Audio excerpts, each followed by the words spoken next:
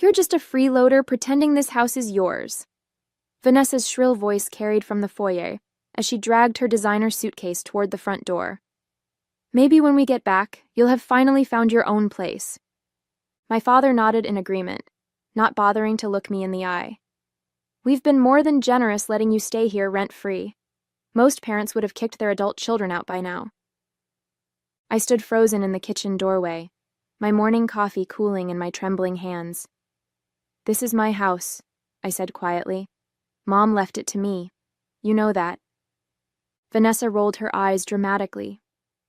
Here we go again with that fantasy. Tell her, Frank. My father's jaw tightened. Your mother wanted us all to live here as a family, not for you to lord it over us like some princess. Legally, I'm still... Legally what, Dad? I challenged, my voice stronger than I felt.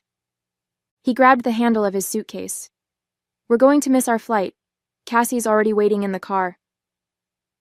The door slammed behind them, leaving me alone in the echoing silence of the Victorian home my mother had lovingly restored before cancer took her 5 years ago. My name is Samara Wells, I'm 24 years old, and despite what my father and stepmother believe, I am the legal owner of this house in suburban Philadelphia. My mother made sure of that, placing the property in a trust with me as the beneficiary following her death. What I want is simple: respect for my mother's wishes and acknowledgement of my rightful ownership. Standing in my way are my father, who has conveniently forgotten the trust's terms, and Vanessa, my stepmother of 3 years, who treats me like an unwanted houseguest. I took a deep breath and walked to the large bay window, watching their car back down the driveway. My stepsister Cassie, 16, sat in the back seat, her face illuminated by her phone screen. They were headed to the Bahamas for 10 days, a family vacation from which I had been deliberately excluded.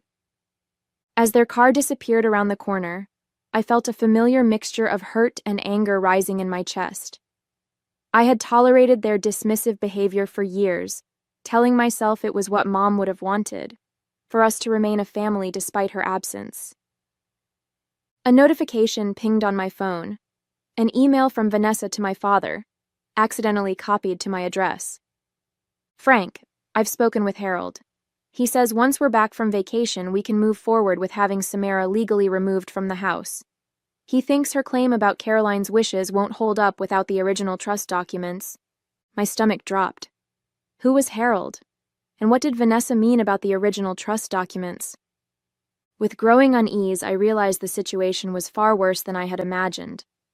My mother, Caroline Wells, was a brilliant architectural historian who spent her career restoring historic homes in Philadelphia. This house, a Queen Anne Victorian built in 1887, had been her crowning achievement and greatest love. She purchased it as a crumbling foreclosure when I was just 7 years old, pouring her heart and savings into its restoration. My childhood memories are filled with the sounds of sanders and hammers, the smell of varnish and paint, and my mother's infectious excitement about uncovering original fixtures and woodwork. Dad never shared her passion. An accountant by trade, he tolerated what he called Caroline's expensive hobby, but complained constantly about the costs and disruption. Their marriage had been strained for years before Mom's diagnosis, but they stayed together, largely for my sake.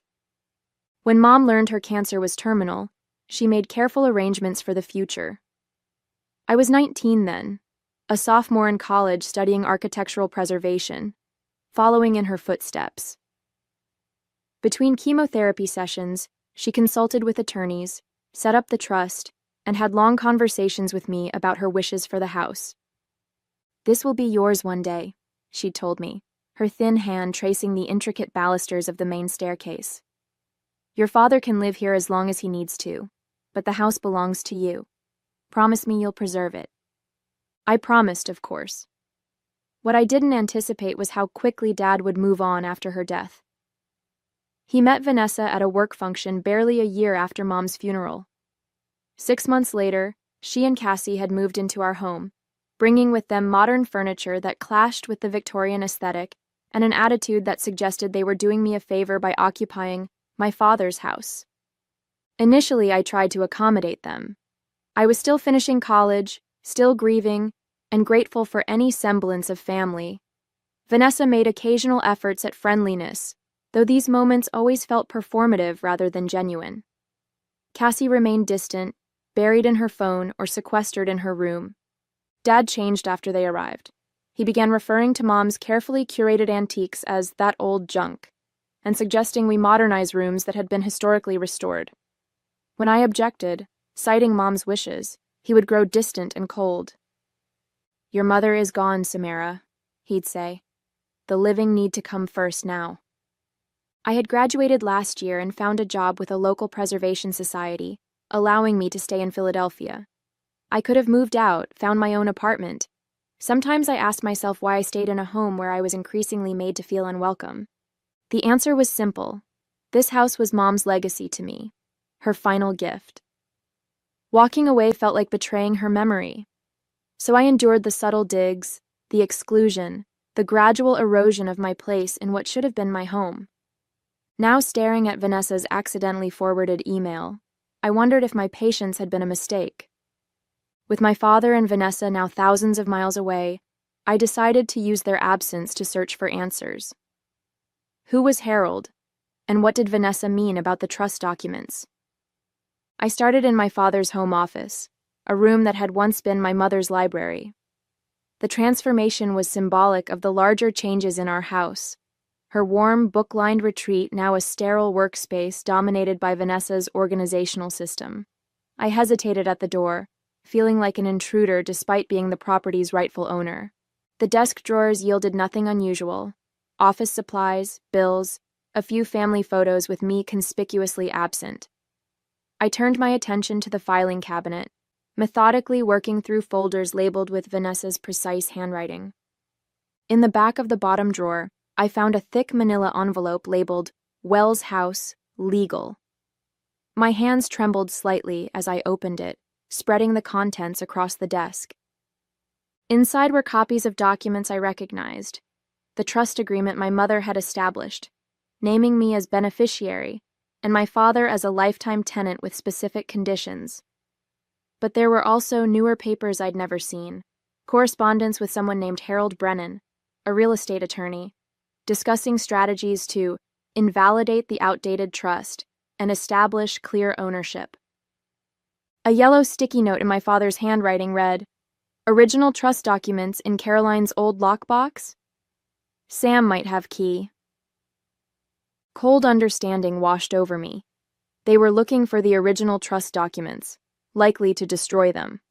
Without those papers, it would be my word against my father's about Mom's intentions. As I continued reading, the depth of the betrayal became clear. My father had been consulting with this attorney for months, seeking ways to claim the house outright. Vanessa was actively involved, suggesting they could argue that Mom had been mentally compromised when she established the trust due to her medication. The most recent letter from Harold outlined their strongest case, claiming that I had violated the trust conditions by interfering with Frank's quiet enjoyment of the property. A bizarre inversion of reality that made me the antagonist in my own home.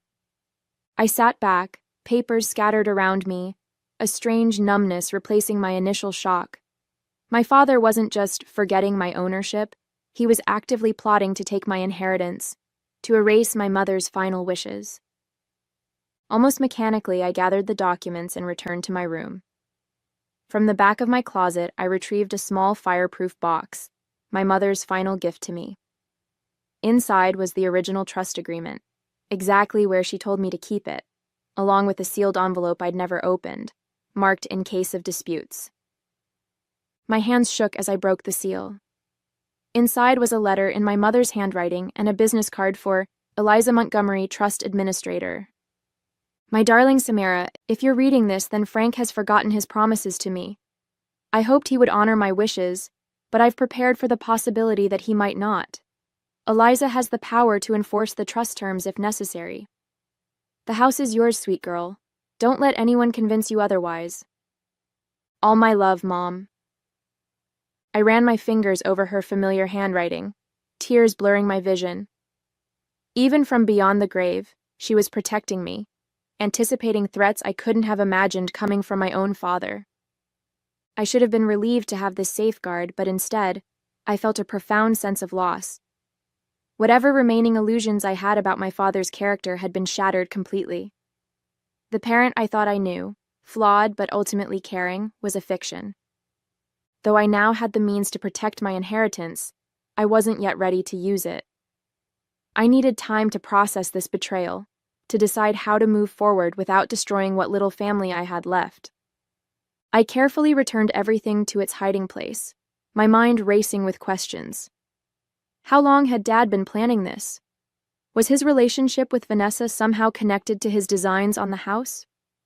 And most painfully, had he ever truly accepted Mom's wishes, or had he been biding his time from the beginning? The next morning, I called the number on Eliza Montgomery's business card. After explaining who I was, I heard a warm, professional voice respond, "I've been wondering when I might hear from you, Samara." We arranged to meet that afternoon at her downtown office. Eliza turned out to be a no-nonsense woman in her 60s, with silver hair and piercing eyes that reminded me of my mother's. Caroline was very thorough in establishing this trust, she explained, reviewing the documents I'd brought. The conditions of your father's tenancy are quite specific. He may reside in the home rent-free for his lifetime, provided he acknowledges your ownership and doesn't interfere with your rights as beneficiary. He's been doing the opposite, I said, sharing the evidence I'd found. He's actively trying to invalidate the trust. Eliza's expression darkened. That would constitute a serious breach of the trust conditions. She studied the papers from my father's office. This attorney Brennan is taking an aggressive approach. Have there been other issues besides denying your ownership? I hesitated, then described the increasing hostility, the systematic exclusion, and the most recent incident before their vacation. I see, she made careful notes. Verbal abuse and creating an inhospitable environment for the beneficiary would also violate the terms. Your mother anticipated potential conflicts and built-in protections. What kind of protections? As trust administrator, I have the authority to enforce the conditions, up to and including terminating your father's right to occupy the property if he's in substantial breach. A mixture of relief and anxiety washed over me. Here was the solution, but at what cost? Evicting my own father seemed extreme, potentially destroying any chance of reconciliation. I don't necessarily want to kick him out, I admitted. I just want him to respect Mom's wishes and treat me with basic decency. Eliza nodded sympathetically. Let's start with a formal letter reminding him of the trust terms. Sometimes a legal reality check is enough to correct behavior. This approach seemed reasonable, firm, but not nuclear. Eliza drafted the letter while I waited, outlining my father's obligations under the trust and requesting a meeting upon his return to discuss ongoing compliance. This should be waiting for him when he gets back, she said, handing me the envelope. In the meantime, document any further communications or incidents. If he escalates rather than complies, we'll need evidence to take stronger action. I left feeling cautiously optimistic. The letter would serve as a wake-up call without permanently damaging our relationship. Perhaps once my father understood that his plans with Harold Brennan wouldn't succeed, he'd accept reality and we could rebuild some semblance of family harmony. That evening, my phone chimed with a text from Vanessa. "We need to talk about your behavior while we're gone. Frank is very upset. Expect changes when we return." Attached was a photo of my father's office, the desk drawers partially open, papers not quite as I'd left them. They must have installed cameras before leaving, something I should have anticipated. My intrusion had been discovered. Shortly after, an email arrived from my father. "I'm deeply disappointed in your breach of privacy. Searching through my personal documents shows exactly why you're not responsible enough for home ownership. We'll be consulting with our attorney immediately upon our return." I forwarded both messages to Eliza, my hands shaking. Her response was immediate. "This changes our approach. Their aggressive stance suggests they won't respond reasonably to the letter. I recommend you allow me to exercise the trust's enforcement provisions now." In plain language, she was suggesting I authorize the eviction process. the nuclear option I'd hoped to avoid. Before I could reply, another email arrived, from Harold Brennan directly. Ms. Wells, I've been retained by Frank and Vanessa Wells regarding the disputed property at 1847 Chestnut Avenue. Please cease any communication with my clients and direct all future correspondence to my office. Be advised that we are preparing legal action regarding your unfounded claims to the property. My heart sank as I realized my cautious, measured approach had backfired. By giving them warning, I'd only accelerated their plans. The hope I'd felt earlier evaporated, replaced by the sickening certainty that this conflict was heading toward an irreparable break. "Mom," I whispered to the empty room, "what would you have me do now?" The next morning, I called Eliza to discuss our options. Her advice was clear and firm. "Samara, your father has engaged legal counsel who's already taking an aggressive stance. This suggests they intend to move quickly once they return. We need to respond with equal decisiveness." "What exactly are you proposing?" I asked, a knot forming in my stomach. "I recommend we petition the court for an emergency enforcement of the trust provisions, including a restraining order preventing your father and his wife from re-entering the property pending a full hearing." "A restraining order? Isn't that extreme?" "Not in this context. Their communications show clear intent to violate the trust and potentially remove you from your rightful home. The restraining order would simply maintain the status quo until a judge can review the full facts." I paced my bedroom, weighing her words. "They're on vacation for 8 more days. Do we really need to act so quickly?" "The timing works to our advantage," Eliza explained. "Filing now gives us time to secure the order before they return, preventing a potentially volatile confrontation. Remember, they don't know you've contacted me or that you have the original trust documents." Her logic was sound, but the emotional weight of the decision felt crushing. This wasn't just about property rights. It was about severing what remained of my family. "Let me think about it," I said finally. After hanging up, I wandered through the silent house, running my fingers along the walnut banister my mother had lovingly restored, examining the stained glass window she'd commissioned to replace a broken original. Every corner held her memory, her vision of what this home should be. My contemplation was interrupted by another notification, a banking alert I'd set up after discovering their plans. To my shock, my father had remotely initiated a wire transfer from our shared household account, the account I primarily funded for utilities and upkeep, to Harold Brennan's law firm.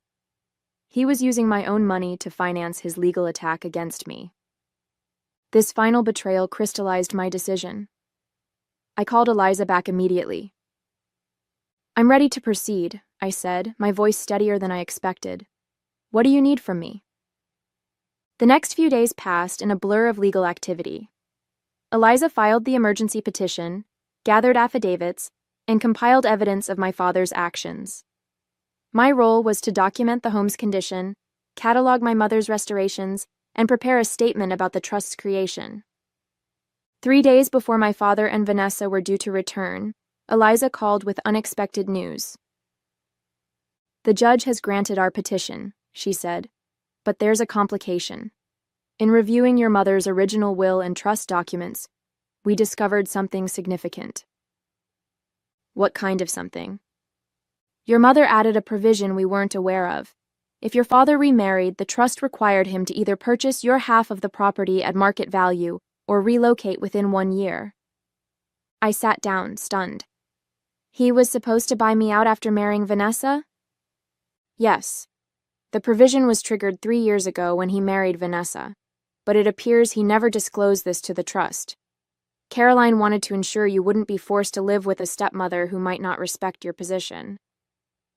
The implications hit me all at once. So not only was he violating the terms by denying my ownership, but he's been in breach of the trust for 2 years by not buying me out or moving? Exactly. And there's more. Caroline left a sealed letter with my office to be opened if this specific provision was violated. My heart raced.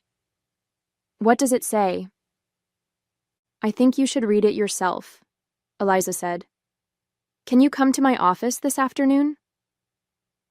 Hours later, I sat in Eliza's office, my mother's letter trembling in my hands.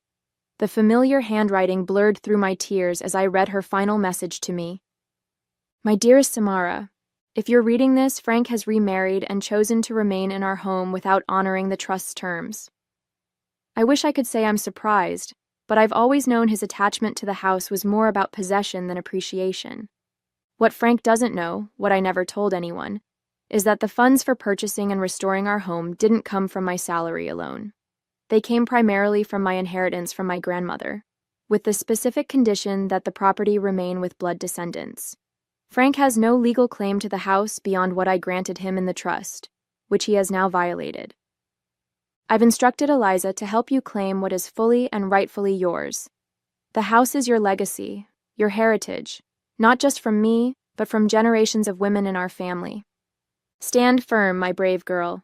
You are stronger than you know. All my love, Mom. I looked up at Eliza, who had been quietly waiting while I absorbed this revelation. This changes everything, doesn't it? She nodded. Your father has no claim whatsoever on the property. None.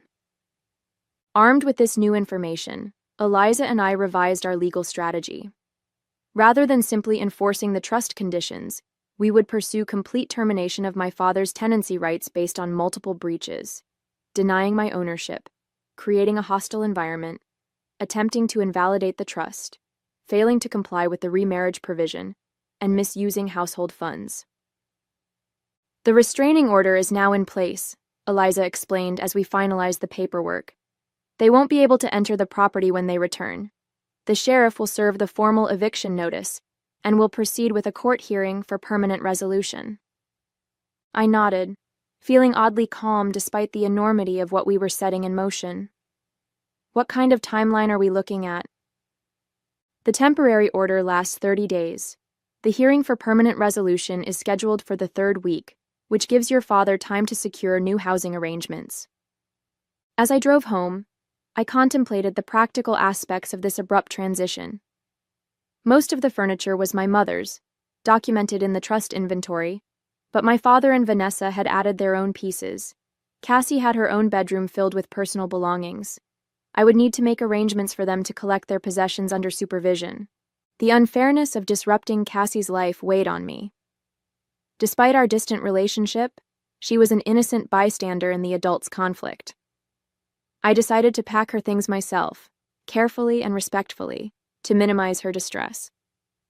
2 days before their scheduled return, I received an unexpected call from a Philadelphia number I didn't recognize. Is this Samara Wells? A young female voice asked.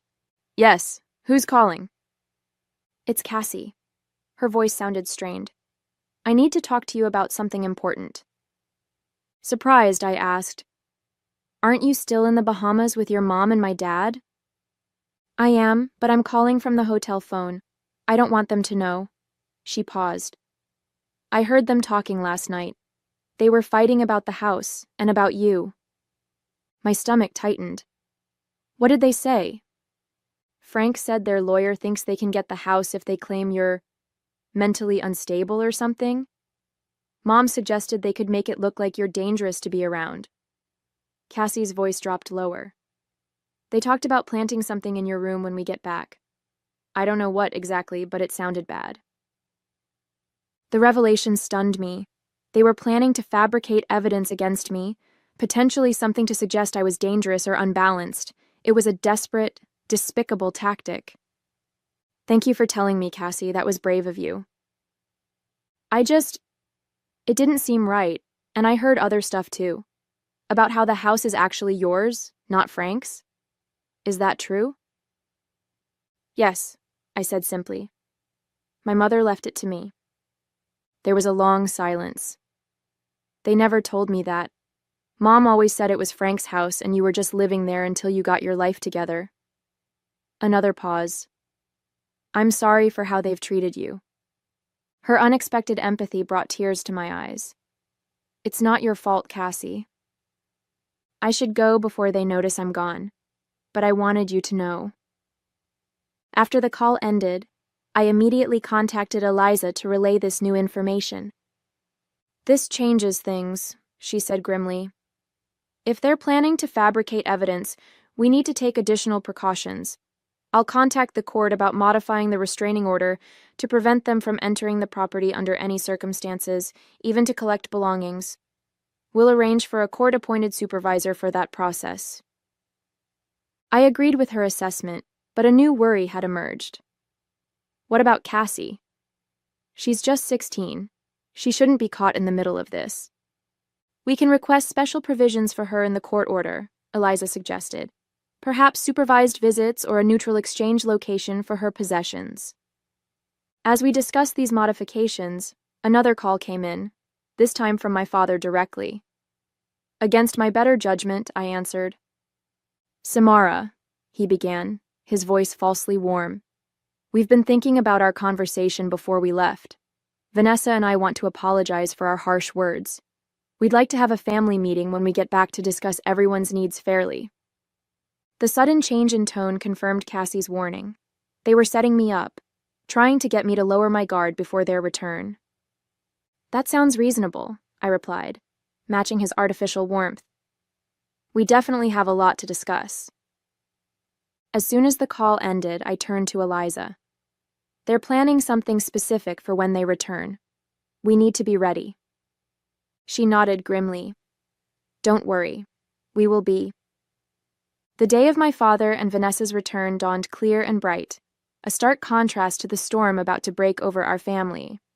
As instructed by Eliza, I had vacated the house temporarily, watching from across the street as the necessary parties assembled on the front lawn. The sheriff's deputy, Eliza, in her role as trust administrator, and a court representative to document the proceedings. Their taxi pulled up at precisely 2:15 p.m. I watched my father emerge first, his face relaxed from vacation until he spotted the official vehicles. Vanessa followed, designer sunglasses hiding her initial reaction. Cassie hung back slightly, catching my eye across the distance with a small, almost imperceptible nod. From my position, I couldn't hear the exact words exchanged, but the body language told the story clearly enough.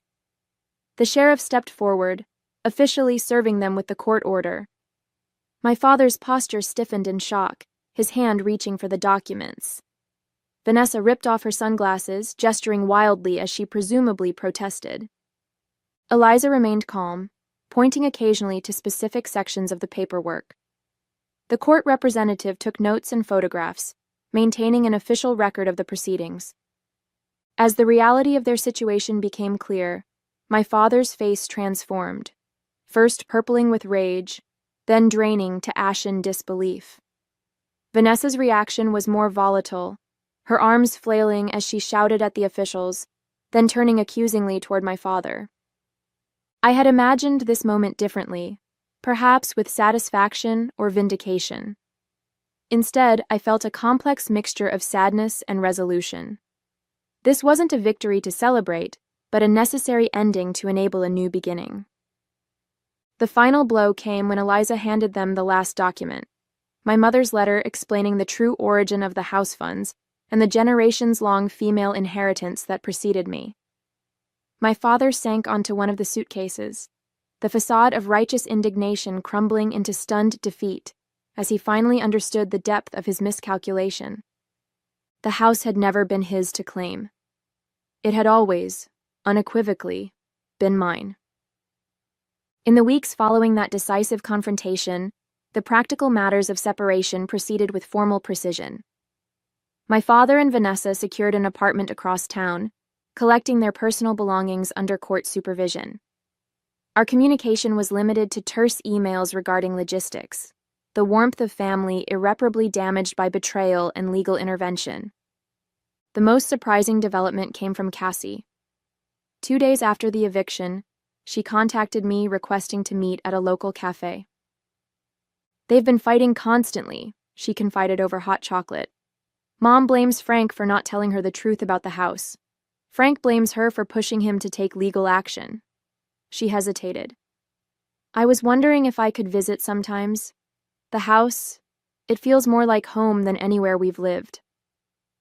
Her request touched me unexpectedly. Of course you can, Cassie. Anytime. She became a regular visitor, initially for weekend afternoons, eventually staying overnight in her old room when tensions at the apartment became unbearable. Despite our differences, we formed a tentative bond. Two people collateral damage in the chaos of our parents' choices. My father attempted reconciliation once, arriving unannounced on a Sunday morning. "I never meant for things to go this far," he offered awkwardly. "After your mother died, I just couldn't accept that she hadn't trusted me with the house." "It wasn't about trust, Dad," I replied. "It was about legacy. Mom wanted to ensure the house remained in the family for generations." He nodded slowly. "I understand that now. Too late, I suppose. Perhaps someday we would rebuild some version of relationship, but for now, the wounds were too fresh, the betrayal too profound." As for the house, I threw myself into continuing my mother's preservation work, focusing on the third-floor renovation she had planned but never completed. Each restored molding and carefully chosen fixture honored her vision and strengthened my connection to the women who came before me. "The house has always known who it belonged to," Eliza remarked during a visit. "Your mother would be proud of how you've protected her legacy." She was right. This wasn't just about ownership. It was about honoring the past while building my future, exactly as my mother had intended.